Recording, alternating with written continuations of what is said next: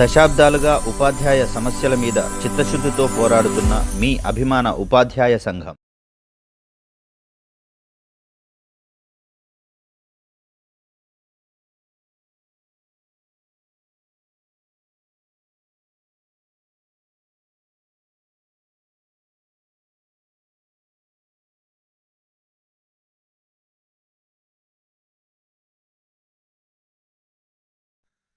వీటిలో ఏది పాఠశాల, కుటుంబం, సంఘం మధ్య ఒక రకమైన ప్రమేయం కాదు. ఈ ప్రశ్నకు సరియైన సమాధానం పాల్గొనడం. ఈ కాన్సెప్టులలో ఏది పాఠశాలల్లో FLN నిర్వహణకి సంబంధించినది కాదు.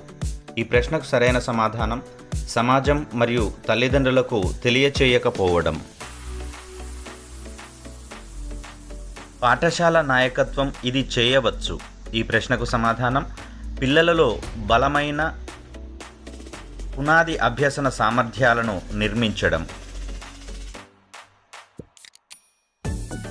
ఉపాధ్యాయులు తప్పనిసరిగా ఇటువంటి కొత్త సమాచారాన్ని పరిచయం చేయాలి మరియు దానితో పిల్లలకు అనుబంధం కలిగించాలి. ఈ ప్రశ్నకు సమాధానం ముందే తెలిసిన. పునాది అక్షరాస్యత మరియు సంఖ్యాజ్ఞానం యొక్క భావన ఈ పిల్లలకు వర్తిస్తుంది. ఈ ప్రశ్నకు సరైన సమాధానం 3 నుంచి 9 సంవత్సరాల వయస్సు సమూహం. రోజువారీ జీవితంలో సాధారణ సంఖ్యాపరమైన భావనలను తర్కించే మరియు అన్వయించే పిల్లల సామర్థ్యాన్ని ఇందులో భాగంగా పరిగణించవచ్చు. ఈ ప్రశ్నకు సమాధానం పునాది సంఖ్యాజ్ఞానం. సహకార నాయకత్వం యొక్క లక్షణాలలో ఒకటి. ఈ ప్రశ్నకు సమాధానం వాటాదారుల మధ్య పరస్పర విశ్వాసం మరియు గౌరవాన్ని కలిగించుట.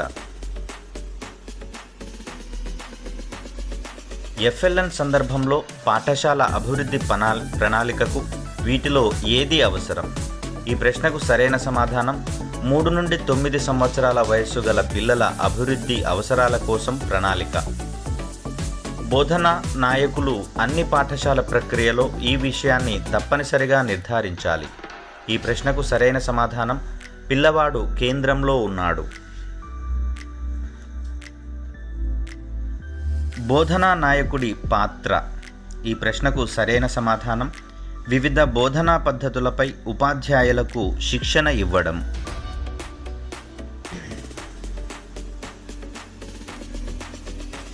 క్రింది వాటిలో ఏది ఇంట్లో నేర్చుకోవడం ప్రమేయ రకాల్లో చేర్చబడలేదు? ఈ ప్రశ్నకు సరైన సమాధానం తల్లిదండ్రులు నిరక్షరాస్యులైతే వివక్ష చూపడం. FLN సందర్భంలో పెద్దలు మరియు పిల్లల మధ్య సంబంధం ఎలా ఉండాలి? ఈ ప్రశ్నకు సరైన సమాధానం భయం లేకుండా మరియు ఆనందమయంగా. పిల్లల విద్యలో పాఠశాలలు వివిధ కుటుంబాలను ఎలా చేర్చుకోలేవు? ఈ ప్రశ్నకు సరైన సమాధానం విద్యార్థులకు కేవలం హోంవర్క్ ఇవ్వడం ద్వారా. గ్రేడ్ 3 అనేది పిల్లలకు ముఖ్యమైన అభ్యసన దశ. ఇది ఈ మార్పును సూచిస్తుంది. ఈ ప్రశ్నకు సమాధానం చదవడం నేర్చుకోండి నుండి నేర్చుకోవడానికి చదవండి. వాటాదారులతో సహకార ప్రక్రియలు దీనిని ప్రోత్సహించగలవు. ఈ ప్రశ్నకు సరైన సమాధానం విద్యార్థుల అభ్యసన ఫలితాల కోసం జవాబుదారీతనంలో భాగస్వామ్యం. వీటిలో ఏది బోధనా నాయకత్వంపై ఫ్రేమ్వర్క్లో భాగం కాదు? ఈ ప్రశ్నకు సరైన సమాధానం సైన్స్ ప్రయోగశాలల్లో ప్రయోగాలు చేయడానికి మార్గదర్శనం. పరివర్తన నాయకత్వానికి సంబంధించి క్రింది వాటిలో ఏది నిజం కాదు? ఈ ప్రశ్నకు సరియైన సమాధానం ఆర్థిక నిర్వహణ.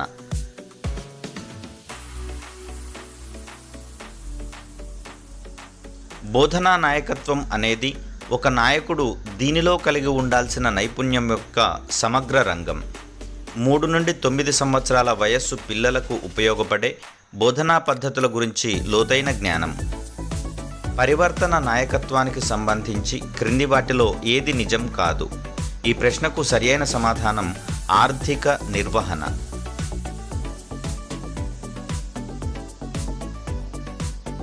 పాఠశాల అభివృద్ధి ప్రణాళిక అనేది పాఠశాల నాయకునిచే ఈ విధంగా నిర్వహించబడే పాఠశాల ఆధారిత కార్యకలాపం.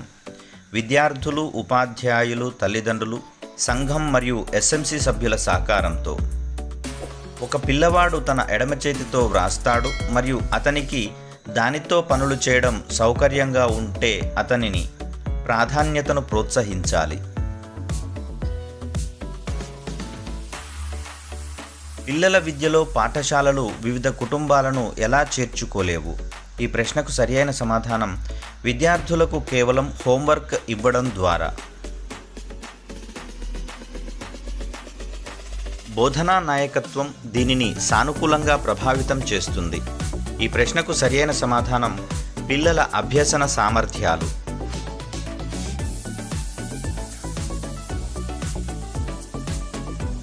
గ్రేడ్ 3 అనేది పిల్లలకు ముఖ్యమైన అభ్యసన దశ. ఇది ఈ మార్పును సూచిస్తుంది. చదవడం నేర్చుకోండి నుండి నేర్చుకోవడానికి చదవండి అని. పునాది అక్షరాస్యత మరియు సంఖ్యాజ్ఞానం యొక్క భావన ఈ పిల్లలకు వర్తిస్తుంది. ఈ ప్రశ్నకు సమాధానం 3 నుండి 9 సంవత్సరాల వయస్సు సమూహం. రోజువారీ జీవితంలో సాధారణ సంఖ్యాపరమైన భావనలను తర్కించే మరియు అన్వయించే పిల్లల సామర్థ్యాన్ని ఇందులో భాగంగా పరిగణించవచ్చు. ఈ ప్రశ్నకు సరైన సమాధానం పునాది సంఖ్యా జ్ఞానం. ఒక పాఠశాల నాయకుడు తప్పనిసరిగా 3 నుండి 9 సంవత్సరాల వయస్సు గల పిల్లలను దీనికై మూల్యాంకనం చేయాలి. వారి బలాలు, అవసరాలు మరియు ఆసక్తులను అంచనా వేయడం. 3 నుండి 9 సంవత్సరాల వయస్సు గల పిల్లల అభ్యసనాన్ని మదింపు చేయడానికి తగిన వ్యూహాలలో ఒకటి పిల్లల బహుళ కార్యకలాపాల పరిశీలన. 3 నుండి 9 సంవత్సరాల వయస్సు గల పిల్లలతో వ్యవహరించేటప్పుడు నాయకుని యొక్క ఏ వైఖరి సరైనది? ఈ ప్రశ్నకు సరైన సమాధానం సానుకూల మరియు సౌకర్యవంతమైన మనస్తత్వం. భవిష్యత్ దృష్టి గురించి ఈ క్రింది వాటిలో ఏది నిజం కాదు? ఈ ప్రశ్నకు సరైన సమాధానం దృష్టికి నిర్దిష్ట కాలపరిమితి లేదు.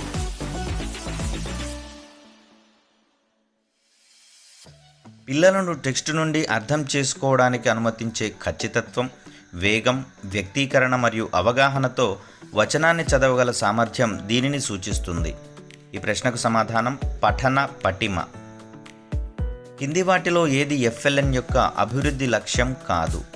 ఈ ప్రశ్నకు సరియైన సమాధానం పిల్లలు ప్రభావవంతమైన పాఠకులు అవుతారు.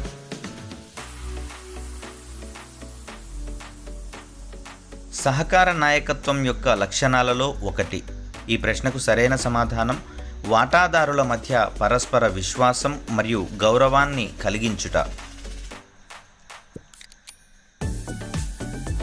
కింది వాటిలో అనుకూల నాయకుని లక్షణం కానిది ఏది? ఈ ప్రశ్నకు సరియైన సమాధానం ప్రజల మాట వినకపోవుట.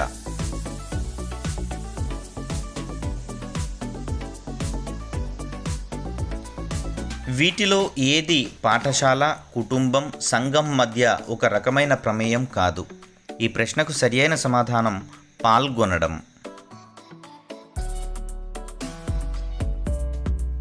పునాది స్థాయి అభ్యసనకు తగినది కాని పాఠశాల నాయకుని యొక్క లక్షణం. ఈ ప్రశ్నకు సరియైన సమాధానం అధికారపూర్వక.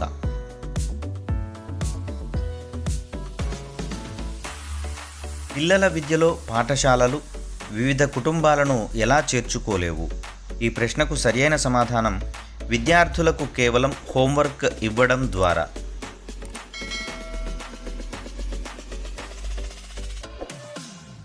కింద ఇవ్వబడిన తరగతి గది అనుసరణలో ఏది ప్రారంభ వయస్సు పిల్లల అభివృద్ధికి తగినది?